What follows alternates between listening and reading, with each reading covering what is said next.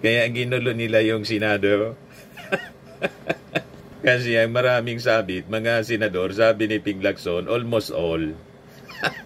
Dahil sa pagsabi ni Ping na almost all, gustong ikudita yung Senado mga kababayan para patalsikin siya. Kaya sabi natin, ang ating analysis mga kababayan, sacrificial na lang si Ping yung kanyang pag-resign para manatili pa rin si Tito Sen. Baka yung ginamit na pang-blackmail. Pag hindi niya yan umalis yan, lahat kami babaliktad kahit nasa majority.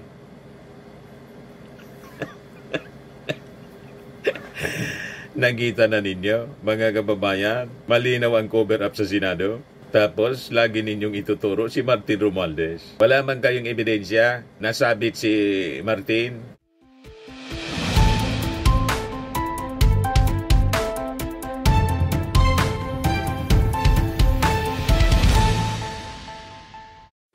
Hello po mga kababayan, si Dante Maravillas, Bicolano vlogger, broadcast journalist from Albay. Sabi ng talo ng tumakbong senador na si Jimmy Bondoc, Ginoong Pangulo, suntok sa buwan ngunit may halong panalangin.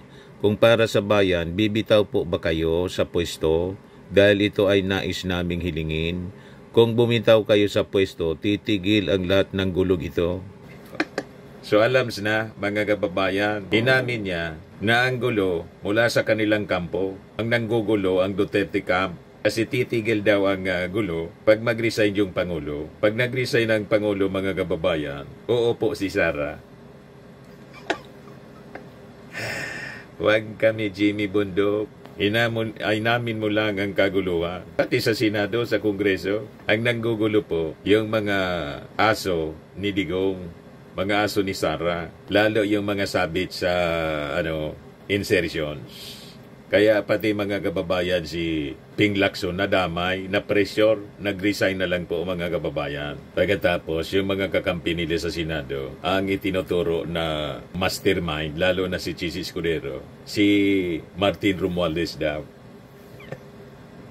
Paano naging si Martin? Kayo yung nanggugulo dyan. So it's a blame game mga kababayan. Laban kay Martin Romualdez. Ayaw nilang tantanan si Martin Romualdez kasi yung ating Pangulo, Ferdinand Romualdez Marcos. Pinsan para pag nadikdik nila si Martin, sunod na nilang ididikdik yung ating Pangulo.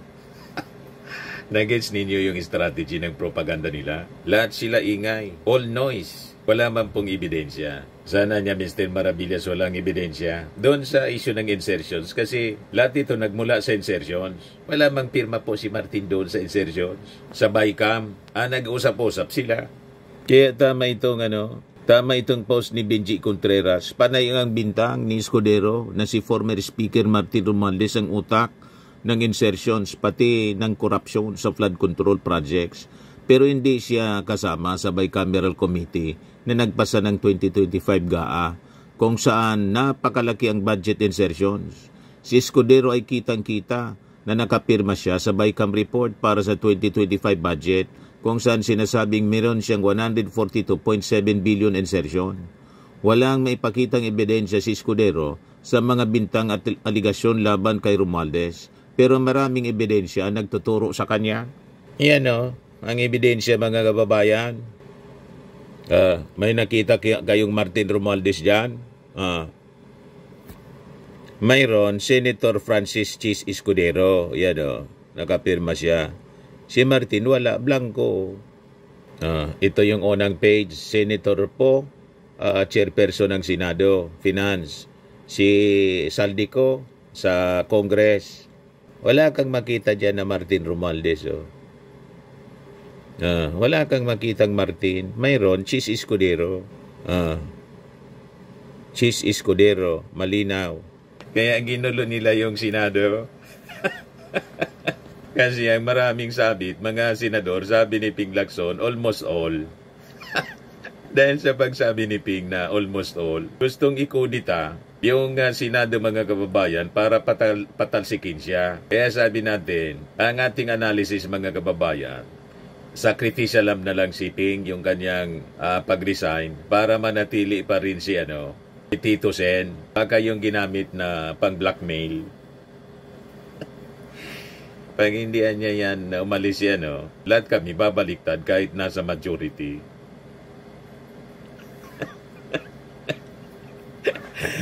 Nakita na ninyo, mga kababayan, malinaw ang cover up sa Senado. Tapos, lagi ninyong ituturo si Martin Romualdez. Wala man kayong ebidensya, nasabit si Martin. Wala siyang pirma sa BICAM. O, diba? Kaya mga DDS, gusto nilang ibalik si Marcoleta. Kasi si Marcoleta, parang si Chis Escudero rin. Gigil na gigil kay Martin Romualdez.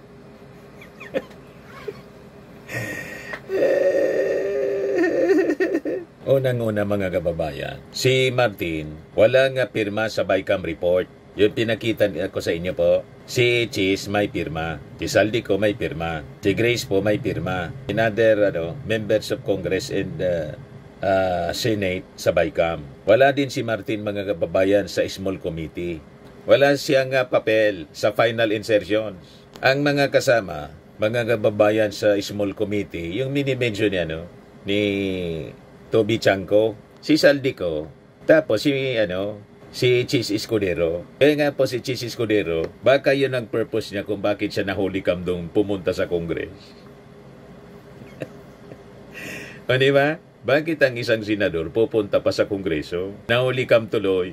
So sila yung gumawa, madaling sabi, ng budget reconciliation. Si Saldico, tapos si Chis Escudero. Wala ba po doon si Martin? Wala ngang pirma.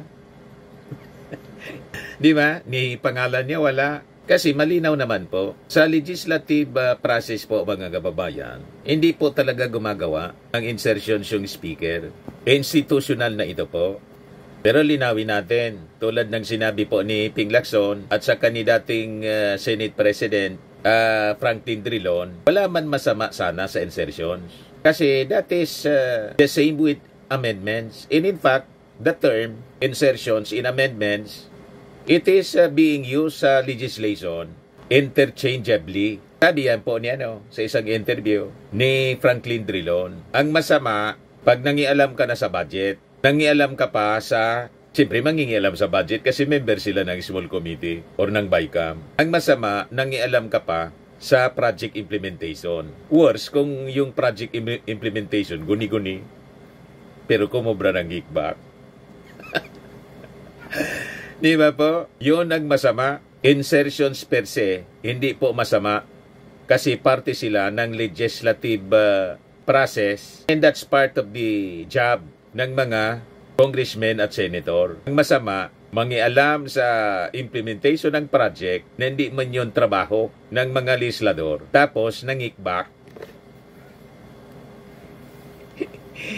Nagets na ninyo, mga kababayan. Kaya yung mga senador na napangalanan doon, tulad ni Risa Ontiveros, nasabi may insertion. Pero nag-deny siya kasi hindi man niya ako pumirma nga eh. Inuntra ko pa siya. So, hindi ibig sabihin na yung mga legislators na may sabing insertions, kailangang i-demonize na natin sila. Hindi dapat. Kung yung mga legislators na may insertions na ngikback, yun ang i-demonize natin, i-expose natin, tapos papanagutin sa batas, kasuhan, tapos dapat makulong para matuldukan na mga kababayan once and for all ang massive corruption sa gobyerno. Yan ang gusto ng ating Pangulong Bongbong. Pero hindi ko mo itinuro na nila, lalo ng mga DDS, yun na, guilty na. Kaya nga po may ICI investigation at maingat po ang ICI sa kanilang ginagawa. Yan, pakinggan natin yung porsyon ng podcast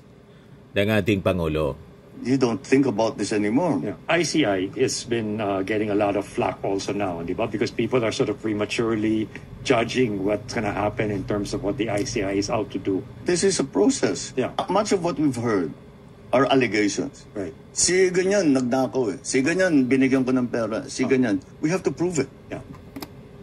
Yan ang ginagawa nila kay Martin Romualdez. Magpakita kayong ebidensya. Ang nagturo kay Martin Romualdez po si Gutesa, witness ni Marcoleta, na kino-coach pa niya.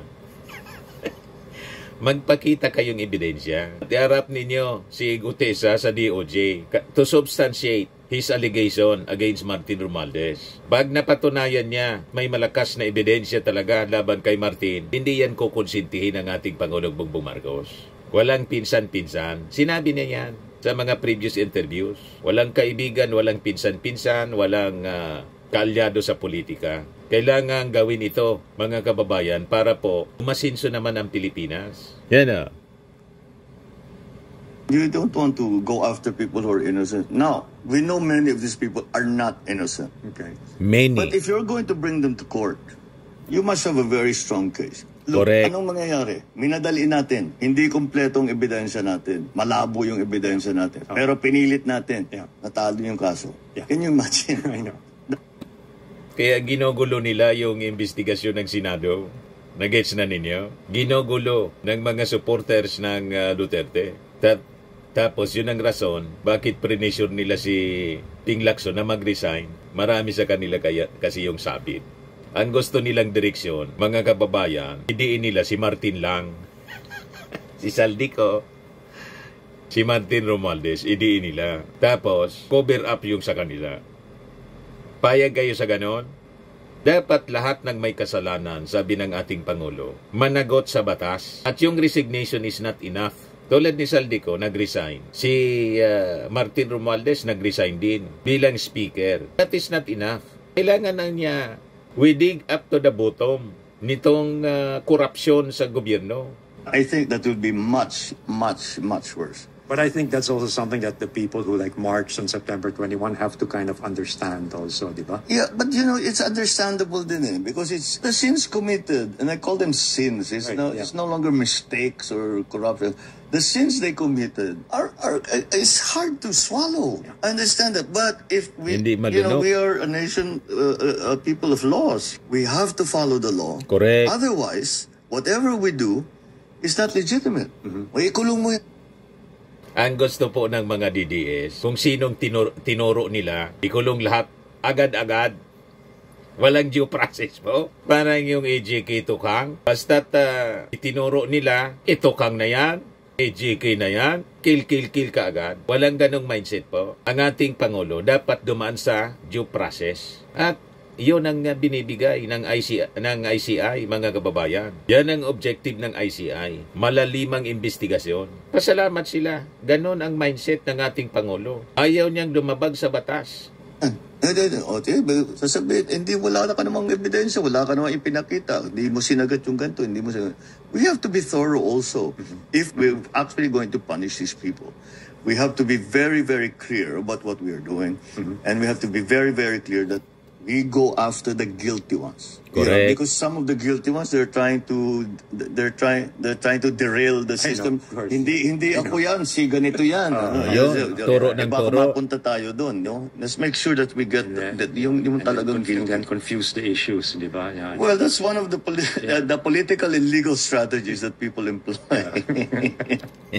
Yan ang political and legal strategy na ini-employ, sabi ng ating Pangulong Bongbong Marcos, nung may mga kasalanan, magtuturo ng iba na walang kasalanan. Nakita ninyo kung bakit tinuturo nila si Martin Romualdez? Gibain si Martin para tuloy o para diretso ang sisi sa Pangulong Bongbong Marcos. Kaya po ang mga propaganda nila, alangan man niya, hindi alam ng ating Pangulo. Comes now the call for resign all.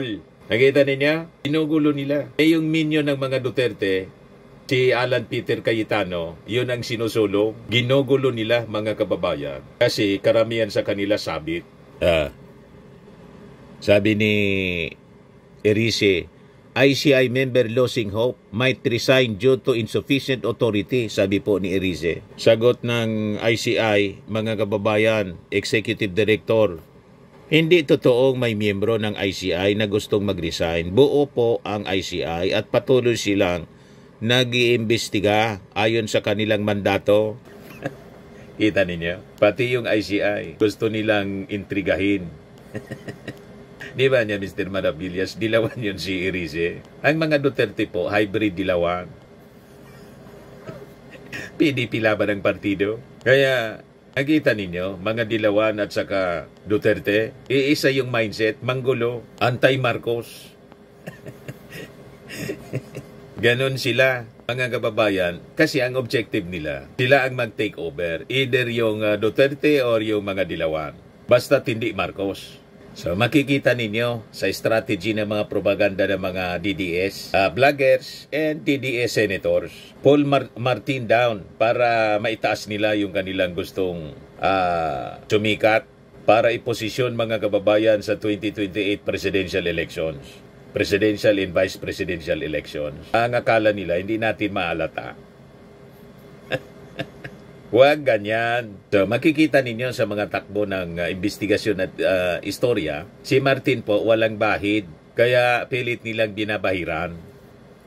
Walang uling. So, ang maganda niya, ito, paliguan natin ng uling through propaganda na wala man pong prueba, walang resibo. So, ang ginagawa nila, sige lang silang kwento, kasi di ba may kasabihan tayo mga kababayan? Yung strategy ni Gobel, propagandista po, yun ang ini-employ nila. Propagandista ni Hitler, that lies, when repeatedly told, it becomes truth. Actually, hindi man po talaga naging totoo. True lies siya. Kaya lang po, nakaka-create siya ng illusion of truth. Napapaniwala yung mga tao sa kasinungalingan. Ang akala nila, yun ang totoo. Kaya kailangan po, basagin natin ng paulit-ulit kasi paulit-ulit din ang kanilang kasinungalingan na pinapakalat. Kasi ang intensyon nila, dikdikin si Martin para ang sunod si PBBM. Pinsan dating speaker. Kaya kailangan dikdikin para masiraan nila si PBBM. Hindi mangyayari yon at binabaliktad nila yung lahat ng kwento. Si PBBM po mismo ang nagsiwalat nitong korupsyon sa flood control. Hinayjack lang ninyo yung issue para isulong yung inyong mga agenda. Huwag kami, mga DDS. Ito po ang ebidensya na yung siging ako sa kay Martin, siya pala yung aktibo para dito sa insertions. Interview ito mga kababayan ni Karin Davila kay Deputy Speaker Ronaldo Pono. These huge insertions were made up of 4 people. Former Speaker Martin Romualdez, Saldico, Senate President Chis Escudero, and Grace Poe. Yeah. And you said Martin Romualdez rarely attended the small meeting. Never. You see? Was not allowed. Never attended. In a way, I'm rephrasing. So, I asked you if Chis Escudero and Saldico were in effect the masterminds of the insertions in the 2025 budget. You said yes. Yes, definitely, because they were the ones that inserted it. No? But then again, as I mentioned earlier, insertion itself is not a crime because it's an amendment to the budget bill, which Congress is supposed to actually review. No, you can reduce it where you think it's not needed. You can add it where you think it has been overlooked. No, and if you give them the benefit of a doubt, I don't know why they're denying that they did insertions if there was nothing wrong in the first place, right? If there's nothing illegal about what they're doing, why the furor about denying it so much?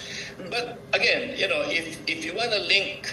Well, because they cut, I mean, I don't mean to interrupt you, but So malinaw, parehas ng sinabi ni Ping Lacson, pagkatapos ni Franklin Drilon, wala mang problema ang insertion. Ang problema kung pinakailaman yung proyekto at nang i-implement guni-guni kasi may tinanggap na kickback.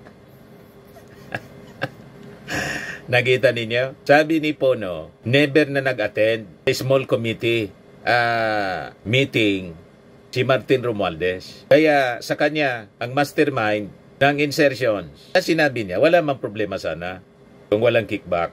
Si Saldico at saka si Chis Escudero. Tapos dinadamay ninyo si Martin Romualdez. Wala ngang pirma. Ang may pirma si Chis Escudero. Yan sa baba. Gusto ninyong mandamay ng inosente para gusto ninyo kasing idamay pati yung ating Pangulo. Ma-justify yung Marcos resign. At yung proposal ni Alan Peter Cayetano, mag-resign na daw lahat. Kayo yung mag-resign dyan sa Senado. Ito pa, September 25, ex-DPWH Yusek Roberto Bernardo reveals meeting with Escudero. Malinaw na si Chis Escudero ang tinuturo. Yan In his sworn affidavit read before the Senate Blue Ribbon Committee On Thursday, Bernardo alleged that he delivered a 20% share of 160 million cut from 800 million worth of projects to Escudero's friend and campaign contributor Maynard Ngo. Diba? Kaya po, pre-sure si Ping Lacson kasi palapit ng palapit po sa katotohanan.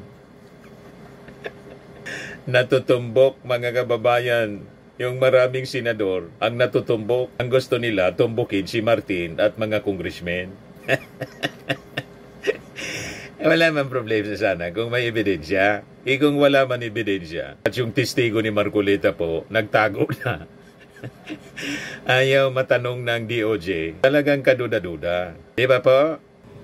Sa mga naghanap ng malinis and spacious fitness gym, pumunta lang po kayo sa aming Colossal Fitness Gym. We also offer Grab Car Rental with our brand new 2023 model ng Toyota Innova. We also accept booking for those who are planning to travel via PAL, Cebu Pacific, and other airline companies, local and international, and bills payment for Meralco Bills, PLDT, Aleco Bills, etc. Ang Colossal Fitness Gym is located at 3rd floor Security Bank Building, Landco Business Park, Legazpi City, Albay. For inquiries, look for Chilon Maravillas. Contact number 0966-802-0949. Yan yung aming Innova. Lagi na pong matao sa amin. Pati mga foreigners po, tingnan ninyo. Mga British tourists sila. Ang lalaki ng katawan na, mga kababayan, nag-gym sa amin. Ito naman po, Indian National. Ito mga mga European sila. Ito naman yung bago naming product na binibenta online, Eye Glow Serum. Whitening po siya galing sa South Korea. Tingnan ninyo yung epekto sa aking anak na architect entrepreneur, Riz Maravillas. For inquiries, look for Riz Maravillas on FB. Ito naman po, Firmax Firming and Lifting Cream, pinapahid po sa mga pulses in other affected area. Mainam po ito sa mga pains at paninigas ng mga kaso-kasuan. Ito po, Automax Radiant Serum. Sa mukha naman yung application, anti-aging po siya. You will look 10 years younger than your age. Ito naman po yung bagong product naming binibenta online. I am worldwide amazing pure organic barley powdered drink mix from Australia. Endorsed by cancer survivor Maritoni Fernandez. So, mainam po ito sa mga cancer patients at for cancer prevention po. Yan pa po yung ibang mga celebrity endorsers. For inquiries, mag-message na lang po kayo sa amin sa aking Facebook account, Dante Maravillas, sa Messenger po. At sa mga business inquiries po, kontakin ninyo yung aking anak na architect entrepreneur, Riz Maravillas, sa Facebook niya po. Yan o. Sa mga mahilig naman po sa mga imported bags and wallets, dumiretso na lang kayo kay Ma'am Eileen Rosales, Eileen Closet po. Nakabase siya po sa Amerika.